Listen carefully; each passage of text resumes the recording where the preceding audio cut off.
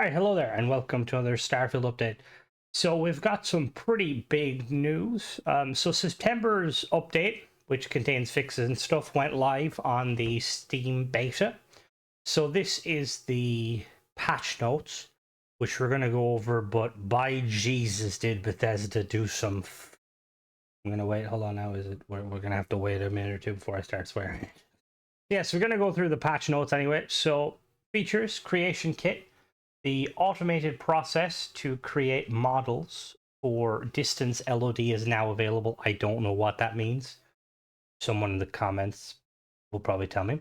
So general performance and stability improvements resolved an issue that limited the number of loaded creations to 255. I'm making the assumption that is to basically fix the soft cap, which is huge. Like, that is absolutely huge. So basically, no more soft cap. Mods, get your mods out. Crazy. Lighting changes and enhancements have been made throughout the game. Made several visual improvements and bug fixes for weapon models. Improved player head tracking when exiting dialogue. The player camera should no longer be jostled when jumping. Gameplay. The Annihilator particle beam damage over time no longer affects companions. That's pretty nice. Robots and turrets now take damage from EM weapons. Crafting addressed an issue with the boom pop dynamite recipe. Elite crew, Autumn Macmillan no longer repeats herself when asking about her sister. Addressed an issue with crowd behavior near the well in the New Atlantis spaceport when combat is initiated. So quests, we've got some quest fixes here. Brownouts addressed an issue with progression after speaking with Joyce Osaka in New Homestead. Do in Full addressed a rare issue with the delinquent spaceship appearing. Eyewitness, players can no longer enter the destroyed ship on the spaceport landing pad. Hostile Intelligence addressed an issue that could cause the door of the security office to be inaccessible if they fast travel away and wait during the quest objective. In Memoriam addressed an issue that could prevent progress during Speak with Sarah objective that takes place near the waterfall.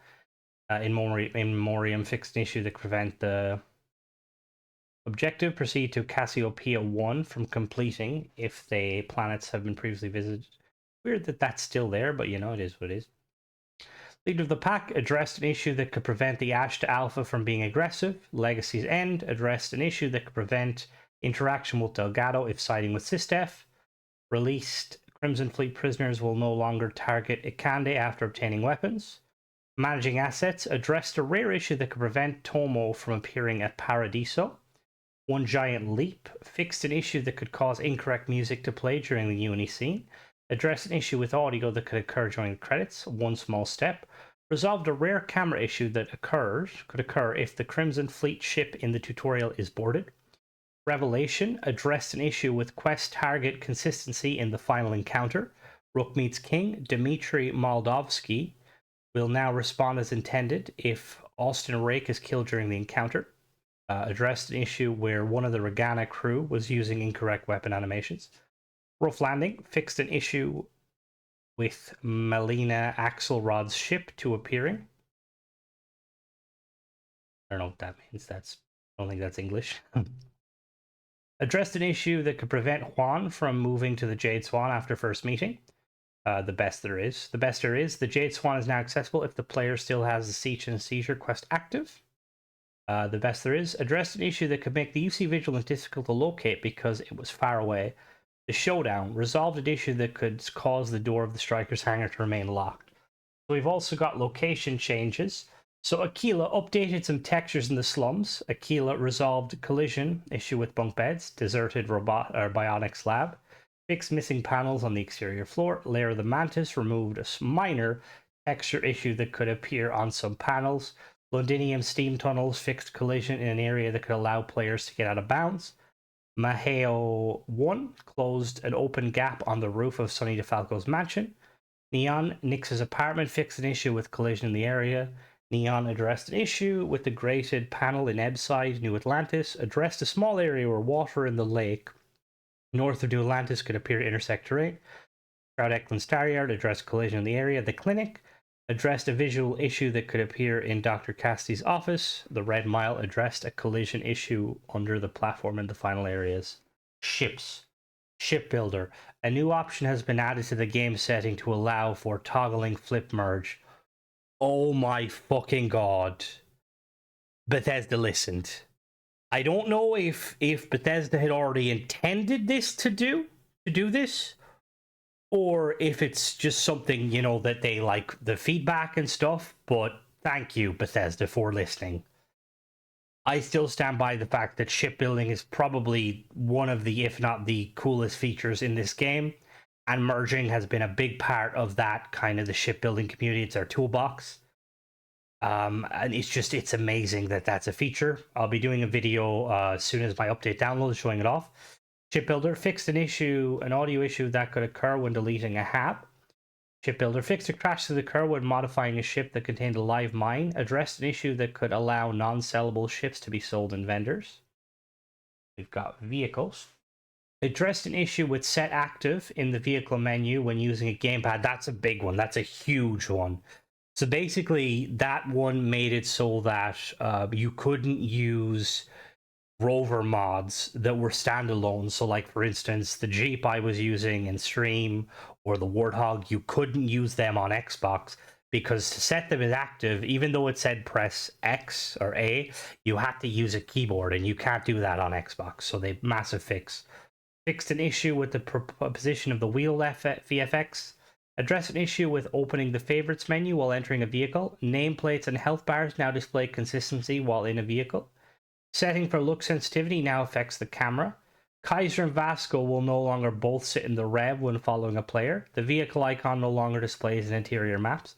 The vehicle lights will no longer be automatically on when loading a save. The fast travel distance for the vehicle is now in line with other POIs. Then we've got some UI changes here. Okay, got a few. Xbox display settings resolved an issue where setting the frame rate target to 60 would automatically revert the priority back to performance. Removed a debug string that would display when loading saves on Xbox to customer service. Okay. Updated skills to resolve an issue in large font mode with certain languages. Resource with long names are now truncated for large font mods when scanning. Resolved an issue with large font mode in barter menu when selling high quantities of an item. Temporary text will no longer display if you quickly select the continue option from the main menu. Chip registration costs now display the accurate amount both on vendors and the hangar menu. Yeah, that's quite good because that was kind of a weird issue that used to happen. Address fast display when selling items from ship cargo. Skill challenge pop-ups now have truncated text instead of shrunken text where applicable. Resolved an issue with gravity wells appearing on the missions menu when opening it from the star map. Location names and quest objectives will now truncate properly on the planet map. Creations store titles display fully in all languages. A message prompt will appear when trying to load a save where a creation is unavailable on the current platform. Weapons will now default to the original skin in the menu if the weapon skin is disabled. Addressed an issue when sorting for best results in creation menu. Addressed an incorrect notification for insufficient credits when an exceptionally large amount of credits are available. Ammo count should now display correctly for values over 100,000. The damage pop-up can now display larger numbers than 4 digits. Address an issue caused by aiming down sight while pickpocketing a character. Crew menu will now correctly display when someone is assigned to the player's home. The repair button is no longer the player's home. What does that mean? I don't know what that means. Like outpost, maybe? Repair button is no longer visible in the hangar inspect menu. Resolved an issue with waiting that could briefly cause unintended text to appear. Healing items now preview the amount of health restored. Storage containers will now have their weight updated when all items are cleared from them. The ship marker in the scanner will display at the correct location when docked at a space station. Crafting completion confirmation prompt will now be spaced correctly for longer tiles.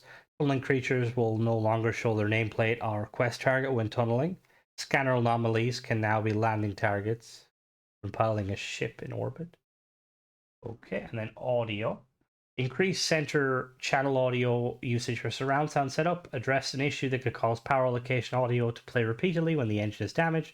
Ecliptic mercenary voices now use the same filtering in all languages. Yeah, that's pretty much it. But the two kind of big, well, two big changes and one smallish one is the soft cap for mods is gone. So mod the hell out of everything. Merging is back on the menu, boys. So for people that said that it was a glitch and a bug and like Bethesda removed it, what are you gonna say now? What are you gonna say now? You know, it's not a bug because Bethesda have added it. Sorry, that was a bit toxic. I do apologize. Just there's a lot of people that kind of like they're like, oh, it's a cheat, it's a hack. It's like not really. Bethesda use it, and then obviously the big one with the rover, which is really nice now. But yeah, I'll probably do a video showcasing the new stuff later on. But yeah, as always, guys, thanks for watching. Don't forget to subscribe and let me know, are you excited? Yeah, bye bye.